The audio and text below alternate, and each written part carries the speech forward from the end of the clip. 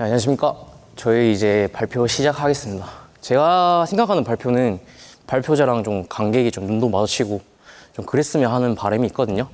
PPT도 보시고 저도 보시고 같이 함께 보시면 좋을 것 같아요. 그럼 시작할게요. 네. 저희는 목차를 총 3개 나눴습니다. 관절 형성학, 기능 회복학과, 그리고 두 번째 후두하근의 진짜 기능, 그리고 마지막 어깨, 목, 관계를 대해서 총 3개 간략으로 설명드리겠습니다. 먼저 영상부터 보실게요. 지금 여성이 지금 매우 손목이 아픈 걸 동영상을 볼 수가 있어요. 지금 목이 전방으로 빠져 있죠. 근데 지금 머리가 뒤로 갈 때 안정적으로 위치에 머리를 지지하고 있습니다. 네, 지금 손에 집히는 게 바로 저희가 상부 경추입니다. C1, C2 뒤로 가니까 여성이 편안하죠. 그래서 머리의 위치에 따라서 우리 목뼈의 부하량이 달라진다는 걸 동영상으로 알 수 있습니다.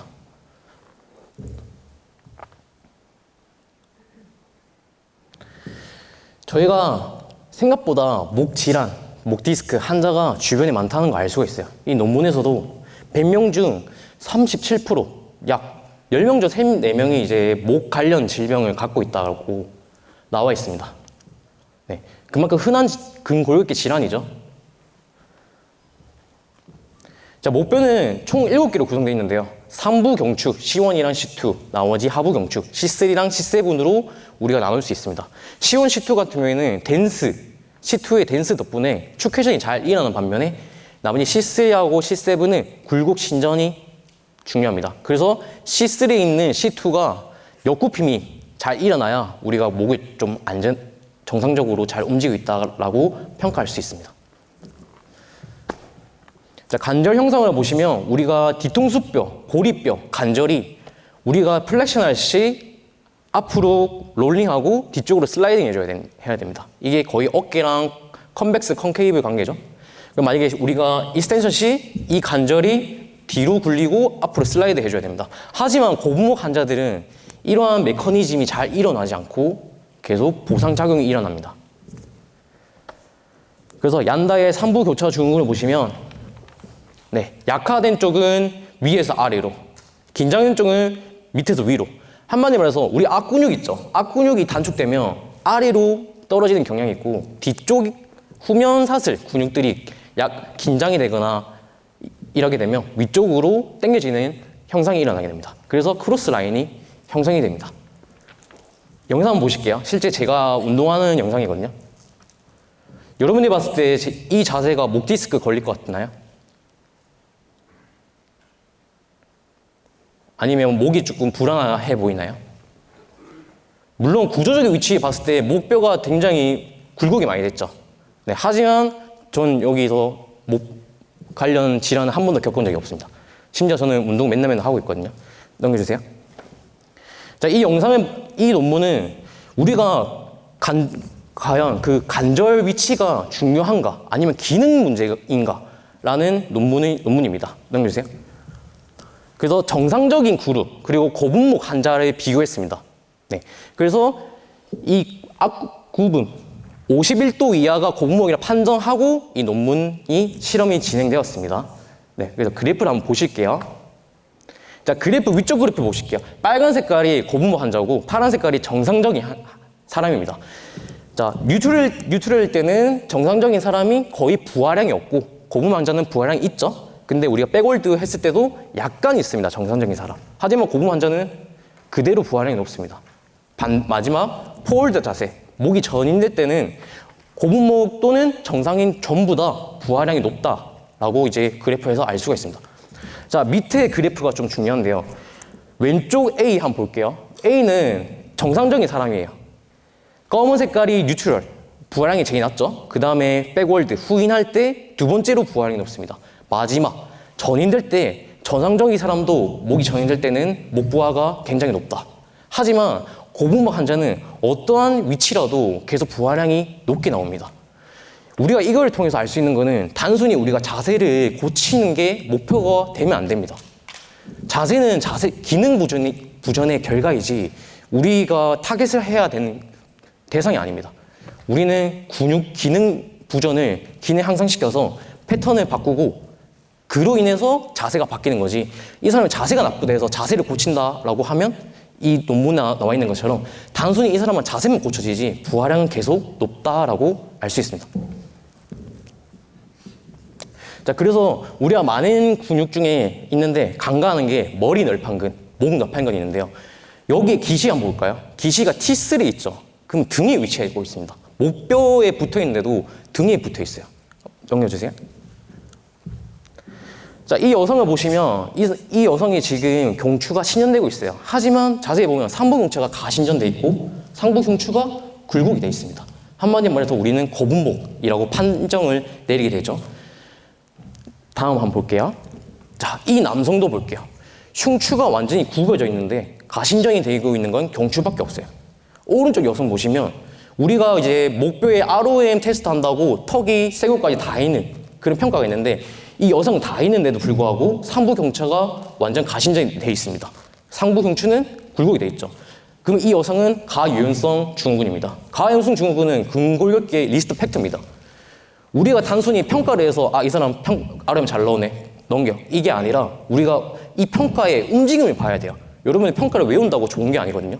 평가를 왜 하는지 이 사람이 진짜 굴곡이 잘 돼서 일어나는지 이 여성은 가유연성 인해서 다른 연부조직들이 신장성돼서 굴곡이 되는 겁니다. 그래서 거북목 같은 경우에는 상부 경추가 가신전되는 반면 밑에 있는 분절들이 이루어지지 않아서 가활성화 패턴이 일어나서 우리가 통증을 일으키고 합니다. 그래서 오른쪽 보시면 C1, C2만 움직이는 걸 알 수가 있어요. 자, 그렇게 되면 우리가 이제 패턴이 바뀌게 돼요. 우리가 원래 일을 해야 할 속근육이 겉근육이 일을 하기 시작하게 됩니다. 겉근육하고 속근육 차이는 마이오글로빈의 함량이죠. 그렇기 때문에 겉근육이 SCM은 빨리 지쳐요. 그리고 강한 힘을 내죠. 그리고 움직임이 되게 큽니다. 왜? 분절 붙어있는 부착 위치가 되게 멀거든요. 근데 반대로 오른쪽 깊은 굽힌근 보시면 각 분절마다 있죠. 그러니까 세세하게 움직임이 이루어진다라는 걸 알 수가 있습니다. 그래서 고무 환자는 이 패턴이 완전히 바뀌게 되는 거예요. 그래서 목이 전인이 되는 거지 목이 세세하게 움직이지 못합니다.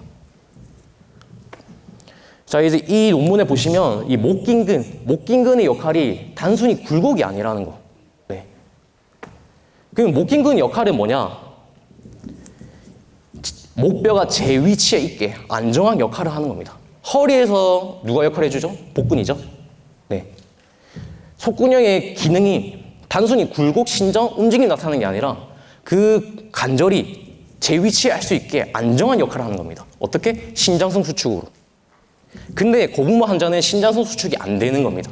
그렇게 되니까 목이 전인되는 형태, 즉 겉근육 우세 패턴이 이루어지게 됩니다. 자, 영상 한번 보실게요. 우리가 스트레스 받으면 이렇게 뒷목 잡죠. 드라마에서도 많이 나오고. 왜 잡을까요? 한번 생각해 보셨어요? 왜 하필 뒷목 잡을까요? 신경 한번 볼게요. 신경. 자, 우리가 내신경은 12월 31일, 내신경은 12개, 척추신경은 31개. 저는 이렇게 외웠거든요. 박예본 교수님 덕분에. 네. 그래서 내신경 11번이 더부신경입니다. 여기가 SCM과 어플 트라페지우스가 영향을 받게 돼요. 근데 이 뿌리가 어디서 나냐면 내신경 10번 미주신경이 나옵니다. 연결성이 있다는 거예요. 여러분들 미주신경의 기능이 뭔가요? 부교감 항진이죠. 마음을 이완해준다. 근데 마음을 이완을 못해. 왜? 스트레스 받으니까. 그냥 계속 경직되는 거예요. 계속 교감만 항진되고 그럼 목이 뻣뻣해지고 우리가 움직임이 둔해져요. 우리가 움직임이 잘하기 위해서는 뻣뻣한 게 중요한 게 아니에요. 늘어날 때 늘어나고 줄어들 때 줄어들어야 돼요. 한마디로 힘 뺄 때는 힘 빼줘야 되는데 계속 힘주는 상황이 되는 거예요. 근데 이제 이 미주신경이 어디서 나오냐면 또 순내라고 나옵니다. 내주기의 한 기관이죠. 순내 역할은 호흡이에요. 좀 약간 좀 보이시나요? 호흡, 명상, 이완. 괜히 명상이 목에 좋은 게 아닙니다. 우리가 길게 마시고 길게 내뱉어야 그만큼 몸도 이완이 된다는 겁니다. 그래서 이제 미주신경과 도구신경은 이제 경추의 불안정성으로 인해서 타격을 받는다. 이 신경까지 손상을 입게 되는 거죠. 자, 또 다른 재밌는 논문인데요. 우리가 시각과 목이 연관성이 있다는 겁니다. 시각 손상 입은 환자가 목까지 뻣뻣해지고 목 교통사고 환자가 눈까지 침체되는 경우가 큽니다. 우리 그런 적 없어요? 목이 뻣뻣할 때 눈도 침침한 거. 맞죠? 한번 경험해봤을 거예요. 그럼 후두하근 마사지 하면 좋다라고 우리가 주변에서 많이 듣고 경험을 해봤을 거예요. 네, 지금 다들 눈도 침침할 때 목 한번 풀어주세요. 네, 한번 풀어주시고 자, 한번 볼게요. 좀 재밌는 거 한번 볼게요. 자, 우리 A랑 D를 한번 볼게요. A, D. 확대 한번 해주겠어요? 네, A랑 D. 두 개 같은 거는 오른쪽으로 로테이션 한 건데 차이점은 눈을 고정한 거랑 눈과 같은 방향으로 이루어진 거랑 차이 난 겁니다. 근데 A가 가장 많은 SCN과 사각근이 활성화 많이 됐습니다. 왜냐하면 눈이 뻣뻣하니까 오른쪽으로 돌아가는 힘이 저항해서 많은 가활성화가 이루어집니다. 한마디로 말해서 우리가 컴퓨터 게임하면 목이 뻣뻣한 이유가 눈 때문이라는 거예요. 눈이 많이 움직이니까 목이 뻣뻣해지고 목이 뻣뻣하니까 눈도 침체해지는 거예요. 그러니까 우리가 목이 뻣뻣할 때 세수하면 목이 좀 시원해져요. 안구 넣고. 자, 이제 내신경 12개 중 4개가 눈과 목과 연관이 있습니다. 총 5개죠. 네. 그래서 이 눈과 목과의 건강이 결국 이 뇌의 건강이라고 말을 할 수가 있어요. 이래서 뇌와 직접적인 신경이 이어짓는 목과 눈이 우리 결국에는 밑에 있는 전신에 많은 영향을 미치게 됩니다. 재밌는 거 한번 알려드릴게요. 우리가 이거 한 발로 서면 불안정성이죠. 밸런스 테스트. 만약에 이거 한 발 안 돼, 내가. 근데 기르 마사지예요. 기르 마사지. 기르 마사지 하고 나서 다시 한번 해보세요. 조금 될 겁니다. 그 이유가 뭐냐면 미주신경이 기랑 좀 연관이 있습니다. 기를 이완시키면 미주신경도 완화돼서 마음이 완화되고 몸도 이완이 되겠죠? 제가 아까 뭐랬죠? 뻣뻣하면 밸런스가 깨집니다. 힘 빼라고, 우리가 운동할 때 맨날 힘 빼라고 하잖아요. 네. 그래서 몸을 힘 빼야 밸런스도 잘 잡히고 힘도 잘 나옵니다. 네. 그리고 이제 EMDR인데요. 우리 PTSD 환자 같은 경우에는 막 불안해요. 우리가 불안하면 얼굴 떨리고 눈 부르르 걸리고 목 떨리고 그렇죠. 그럴 때 이제 눈을 돌리는 거예요. EMDR 이렇게 눈 돌리면 이제 아까 말했듯이 눈 내신경이 4개나 있죠. 그리고 목과 연관이 있겠죠. 눈이 이완되면 목도 이완된다는 겁니다. 한마디 말해서 나의 감정이 이완이 된다는 겁니다. 넘겨주세요. 자, 이 논문은 이제 목 환자가 어깨 움직임 시 목이 더 많이 쓴다는 논문인데요. 팔을 들였을 때 어깨 주변 근육이 아니라 목 주변 근육이 활성화 더 많이 된다고 나와 있습니다. 자, 이 표 중에 빨간색 표 한번 볼게요. 얘가 사각근입니다. 사각근. 사각근이 어깨 올림 시 많이 쓰인다고 그래프에서 알 수가 있습니다. 네. 뭐 트라페지우스는 거의 비슷하죠. 근데 사각근만 유독 갭이 차이가 많이 나는 걸 알 수가 있어요. 아, 그럼 어깨도 안 좋으면 목도 안 좋아지겠구나. 아니면 목이 안 좋으면 어깨도 안 좋아지겠구나. 이렇게 연관성을 가지고 있습니다. 그래서 사각근이 많이 단축이 되면 우리가 사각근 안에 뭐가 있죠? 신경이 많이 들어가죠? 상하신경총, 흉곽탈출 증후군이 많이 일어나게 돼요. 그래서 손목 저림, 손목이 차갑다, 악력이 줄어든다, 손목이 저리다, 마비 온다. 이러면 이제 일어나게 됩니다. 그래서 에디슨 테스트랑 앨린스 테스트를 통해서 이 사람이 맥박이 갑자기 저하되는지 안 되는지 평가를 할 수가 있어요. 자, 두 번째 후두하근 역할을 한번 볼게요. 후두하근. 자, 후두하근은 만성 두통과 관련이 있다고 합니다. 우리가 운동 시에 후두하근이 언제 많이 활성화되는 것 같으세요? 혹시 알고 계시는 분 계신가요? 이거 맞추면 상품이 있습니다. 단순히 신전만 생각했을 건데 여러분 입 크게 한번 벌려볼까요? 입 크게.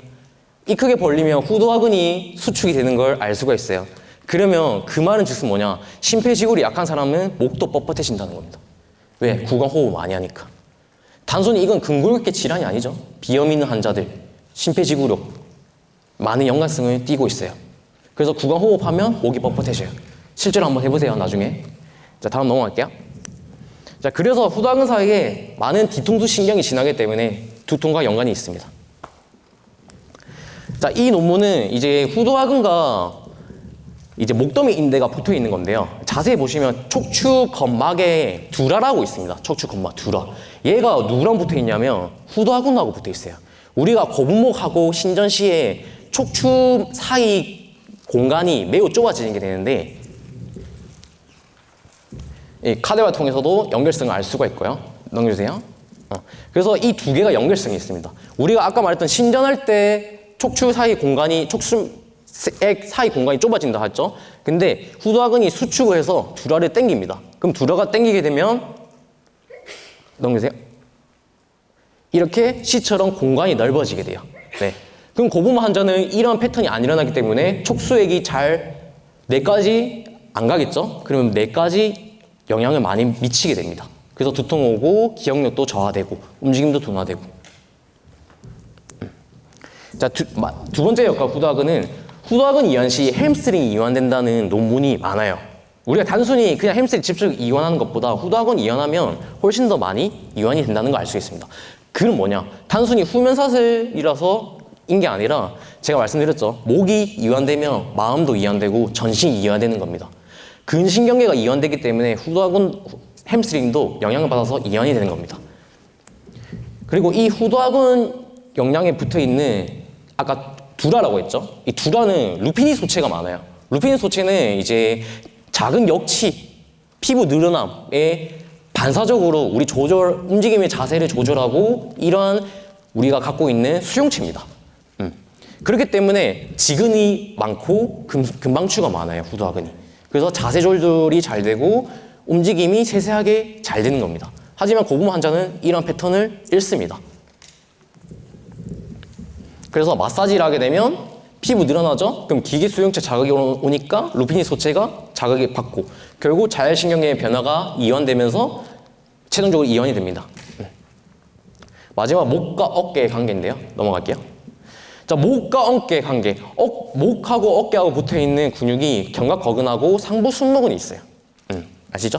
그래서 저희가 교정운동 솔루션이라고 책을 참고했는데요. 자, 우리가 이제 신전할 때 어깨 근육이 쓰이는 게 아니라 견갑거근이 많이 쓰이는 걸 알 수가 있어요. 그렇게 되면 이 여성은 상완 전방 할주 중후근 플러스 어깨뼈, 날개뼈가 전방 경사가 되어 있는 상태에서 신전되니까 우리 목의 근육이 활성화가 많이 된다는 걸 알 수가 있어요. 그래서 목뿐만 아니라 우리 어깨뼈도 잘 봐야 돼요. 잘 전방 경사 되는지 후방 경사 되는지, 외전이 되는지 내전이 되는지, 거상이 되는지 후인이 되는지. 그래서 우리가 움직임을 볼 때 이 사람 뭔가 가신전 됐다. 가신전 나쁜 거 아닙니다. 근데 이 사람이 후방 가신전 됐으면 다시 굴곡도 할 줄 알아야 돼요. 이 사람 가신전 됐다고 그 자세를 고치는 게 아니라 이 사람 기능이 좋은지 안 좋은지, 내가 굴곡을 할 수 있는지 신전할 수 있는지 평가를 하는 게 좀 더 우리가 이제 앞으로 뭐 클라이언트나 환자한테 좋은 스포츠 재활을 맛볼 수 있지 않을까 생각합니다. 네. 이상으로 오늘 발표 여기 마치겠습니다.